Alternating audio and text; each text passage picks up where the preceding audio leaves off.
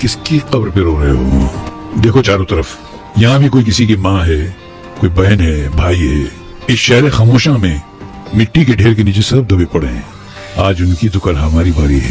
दोस्तों, आज हम एक ऐसे शख्स के बारे में बात करने जा रहे हैं जिसने अपनी रातें कब्रिस्तान में गुजारी हैं और जिंदगी के हर मोड़ पर ऐसा कठिन संघर्ष किया और उस संघर्ष से जन्म हुआ एक शानदार अभिनेता का, एक शानदार इंसान का, जिसके दिल में प्यार था, दया थी, मेहनत का जज्बा था, जिसमें अभिनय कूट कूट कर भरा हुआ था।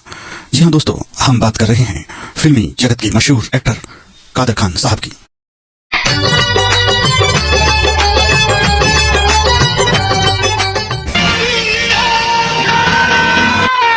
उसने जेल में मेरे बेटे को मार डाला।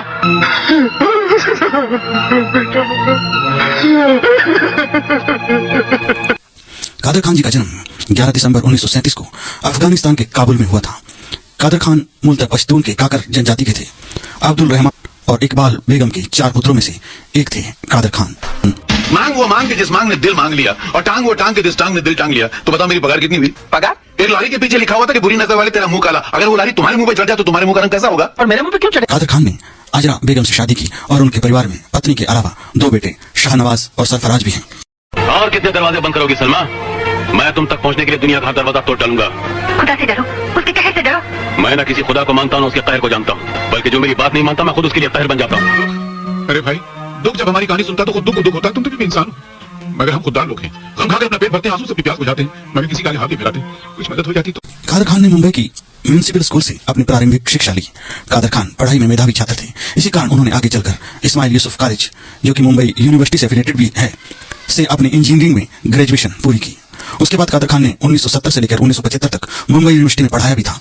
उन्होंने MH Sabu Siddiqui college of engineering Byculla के सिविल इंजीनियर विभाग में बतौर प्रोफेसर के तौर पर भी काम किया था। बचपन भी बचपन की तरह नहीं गुजरा है जी।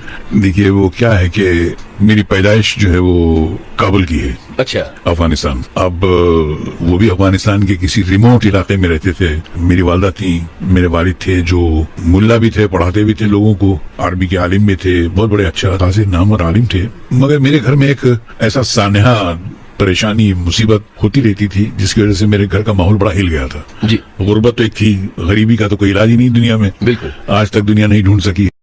पता नहीं वो कोशिशें हैं या नहीं है, बहरहाल वो दुनिया को समझती है उस बारे में। जी।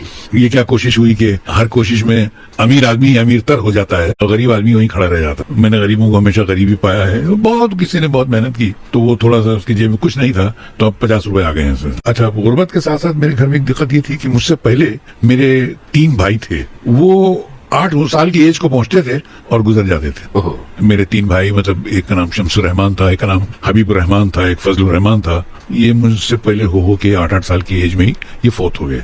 अब मेरी वालदा एकदम बौखला गई। चौथा नंबर मेरा था। अच्छा, चूंकि मेरे वालिद का नाम अब्दुल रहमान था तो मेरे भाइयों का नाम उनके नाम से राइमिंग करता हुआ फजलुर रहमान, शमसुर रहमान, हबीबुर रहमान था। पहले तो मैं हुआ तो मेरा नाम अब्दुल कादिर रखा गया। जी। वो राइमिंग से बाहर निकाला उसे। और उसके बाद मेरी वालदा बौखला सी गई। उनको लगा कि ये यहाँ की हवा जो है मेरी औलाद के लिए अच्छी नहीं है, साजगार नहीं है, इसलिए मैं अपने बच्चों को यहाँ लेके भाग जाना चाहती हूँ। जी। अब बच्चों में क्या, मतलब मैं अकेले ही था। अब कहाँ जाते गरीब लोग, काबुल से कहाँ जाएंगे? दिक्कतों में, मुसीबतों में धोखे धक्के खाते हुए वो अफगानिस्तान से हिंदुस्तान आ गए सर। अच्छा। और हिंदुस्तान से भी बम्बई जैसे शहर में, उस जमाने में बॉम्बे था। तो मेरी उस वक्त उम्र शायद 1 साल रही होगी। और लोगों के कि जब मैं पैदा हुआ था शायद उस साल फिल्म पुकार रिलीज हुई थी सुराब मोदी की। अब बम्बई आने के बाद बम्बई की सबसे गंदी जो स्लम एरिया है, कामाटीपुरा पहली गली, वहाँ हमारा जाके कायम हुआ, हम रहने लगे। जी। अब गरीब, अब स्लम का एरिया, और वो जो धारावी भी उसके मुकाबले में जन्नत कहलाई जा सकती है। जी। ये बस ऐसे माहौल में हम पले और इतना गंदा माहौल था वहाँ पर। दुनिया का कौन सा ऐप था जो वहाँ नहीं होता था। जी जी जी। इस माहौल में जिंदगी स्टार्ट हुई है। कैसे जिए? मुंबई जैसे शहर में तो पैसे की जरूरत पड़ती है। जी। तो मेरे वालिद जो थे वो मेरे घर के माहौल के लिए वो साजगार साबित नहीं हुए। वो मेरे घर के खर्चे का बोझ नहीं उठा सके सर। फाका मस्ती, भूख, इसमें जीते रहे। तो कुछ दिनों बाद ये हुआ कि घर में बहुत तनाव हो गया और मेरी वालदा और मेरे वालिद का तलाक हो गया। जी। ये जिंदगी का पहला झटका था। मैं शायद 2 साल का था। जी। इतने में मेरे नाना वालदा की वालिद और मेरे मामू जो मेरी वालदा के भाई थे वो आए और उन्होंने आके मेरी वालदा से कहा कि एक पठान औरत खूबसूरत लंबी चौड़ी कल्लाश एकदम और इस गरीबी वाले माहौल में और इस गंदे माहौल में तनहा तो नहीं जी सकती है, ये दुनिया का उसूल है। जी। इसलिए आपको बेहतर यही है कि आपको दोबारा शादी करनी होगी। और उन्होंने बाई फोर्स मेरी वालदा की दोबारा शादी करा दी सर। वो मेरे वालिद थे, वो स्टेप फादर, वो एक कारपेंटर थे, मुंबई के मशहूर कारपेंटरों में से थे। और वो जो है मेरे स्टेप फादर सौतेले बाप की शक्ल में मेरी जिंदगी में आए। ये 2 ही साल की जिंदगी में हो गया सर। ये लोग आज का क्लाइमैक्स देखते हैं लेकिन वो नहीं देखते कि प्रोलोग में क्या क्या पड़ा हुआ है कहानी के अंदर। खैर, अब इन्हें एक माँ, 2 बाप, एक सगा, एक सौतेला, उनके बीच जिंदगी गुजरने लगी। लेकिन वो साहब भी, ये जो कारपेंटर हजरात होते हैं, जितने भी लोग हिंदुस्तान में काम जानते हैं, मोटर मैकेनिक हो या कारपेंटर हो या प्लम्बर हो, ये जब तक बेकार हो तो ये रोना रोते रहते हैं। जिस दिन इनको काम मिलता है काम करते नहीं, और बस ये काम पे जाते नहीं थे, पैसे लाते नहीं थे, तो घर में जो फाका था वो वैसे ही रहा। ये है कि पहले अफगानिस्तान में था फाका, अब हिंदुस्तान में आ गया, मुंबई शहर में आ गया, और हफ्ते में 3 दिन जो है वो फाका चलते रहता था। और मुझे फोर्स किया जाता था कि मैं जाके अपने वालिद से जो किसी मस्जिद में पढ़े रहते थे उनसे जाके कुछ भीख मांग के लाऊं। तो कमाटीपुरा से लेके मैं डोंगरी जाता था एक मॉस्क में जहाँ वो पढ़ाते थे, उनसे जाके कुछ 2 रुपए या 3 रुपए या 4 रुपए उनसे मांग लाता था। 3 ही रुपए मिलते थे मोस्टली, वो लेके वहां से आता था। मेरे वालिद कहते थे मैं कहाँ से लाऊं, मेरी खुद अपनी तनख्वाह 4-5 रुपए है, मैं तुम्हें कहाँ से दूंगा जी। और वो ला के मैं घर में आटा लाता था, दाल लाता था, वो घासलेट लाता था और हमारे घर में खाना बनता था। इस तरह जिंदगी गुजरी है। और ये मुसलसल मैट्रिक करने तक यही हाल रहा। मतलब कभी भी हफ्ते भर हमने पेट भर के खाना खाया नहीं सर। अच्छा, वालदा ये चाहती थी कि मैं पढ़ूं और एक अच्छा मुस्लिम भी बनूं, नमाज पढ़ने के लिए अक्सर भेज दिया करती थी।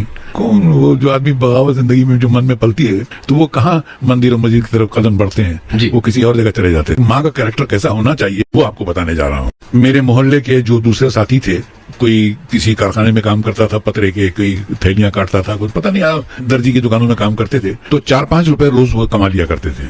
तो उन्होंने मुझसे कहा कि तुम कहाँ बेवकूफी जैसी हरकतें करते हो, ये पढ़ाई और ये छोड़ना यार, तो कोई अमीर बाप का बेटा है, चल हमारे साथ काम करते हैं, 4-5 रुपए रोज मिलेगा, हम ये घर में चूल्हा तो रोज जलेगा।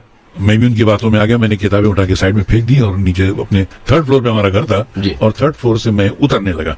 जैसे ही 3rd फ्लोर से मैंने एक सीढ़ी नीचे पैर रखा, एक हाथ मेरे कांधे पे आया सर, एक हाथ जिसने ग्रिप पकड़ी जैसे रोकने के लिए। मैंने मुड़ के देखा, मेरी वालदा खड़ी थी और उसके मेरी वालदा बहुत खूबसूरत माशाल्लाह कद्दावर औरत थी, बहुत टॉल ब्यूटीफुल माँ, ऐसी माँ जिसकी शक्ल मैं कभी भूल नहीं पाया।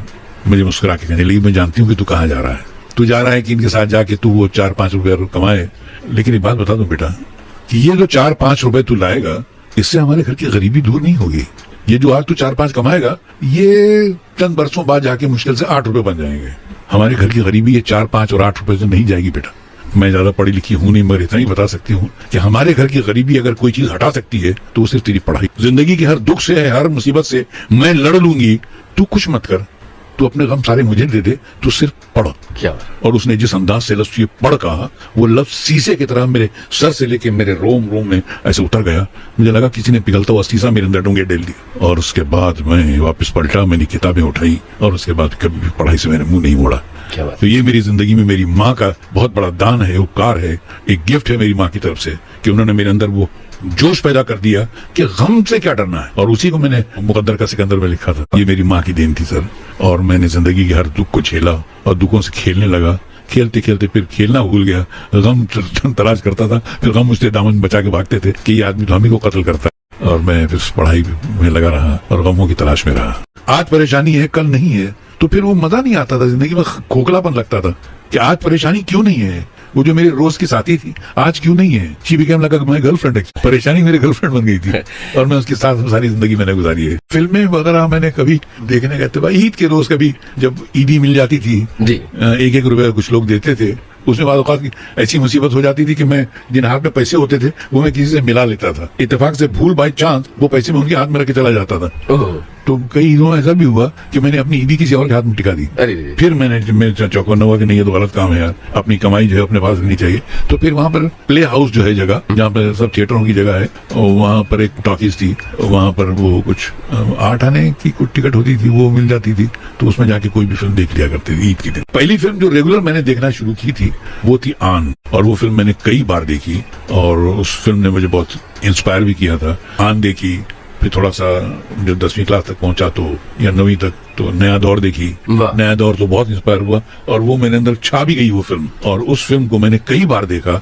वो मेरे मकसद की फिल्म लगी मुझे। फिर उसके बाद मोतीलाल की एक फिल्म थी छोटी छोटी बातें। तो क्या फिल्म थी सर वो, कि एक आदमी जो है सुख कहाँ कहाँ तलाश करता है, बच्चों की मुस्कुराहट में, फैमिली की चाहत में, उनके सुख में, लेकिन वो सब कर लेने के बाद एक दिन थक के जब अकेला बैठता है तो लगता है कि वो अकेले ही बैठा हुआ है। वाह। लोगों को बुलाने के लिए उसे बहुत रिश्वत देनी पड़ती है। सही। सारी जिंदगी इंसान रिश्वत ही देता रहता है।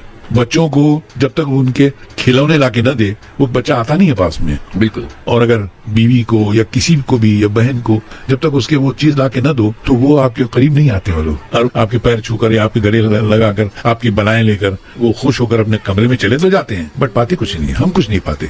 और आखिर में दुनिया में देखते हैं कि हम वही वो तनहा बैठे हुए हैं जो पहले थे सो भी हैं। यही बात है, कहानी छोटी छोटी बातों में है, इसको इंसान जो है नजरअंदाज कर जाता है। मैं रात को मगरिब और इशा की नमाज के बीच में जी। करीब 9 बजे के वक्त हमारे घर के सामने कब्रिस्तान था, इसराइली कब्रिस्तान। अच्छा, इसराइली सी जो कब्रें होती हैं वो कंक्रीट की बनी हुई होती हैं, वहां जाके बैठ जाया करता था और बैठकर दुनिया में जिंदगी में जो भी देखता था वो चीख चीख कर तन्हाई में बकता रहता था। अच्छा। अंधेरे में अच्छा लगता था, ऐसा लगता था पता नहीं मैं किसकी अदालत में खड़ा होकर किससे क्या बगावत कर रहा हूँ। एक अनदेखा सा एक कोर्ट रूम था, बगैर समझा हुआ, कब्र की किसी मुंडेर पे बैठकर और किससे शिकायत करता था और क्या बोलता था, कोई स्वर पैर नहीं होता था। और दिन में किसी आदमी से इंस्पायर हुआ तो वही जुमले बार बार दोहराता था मैं।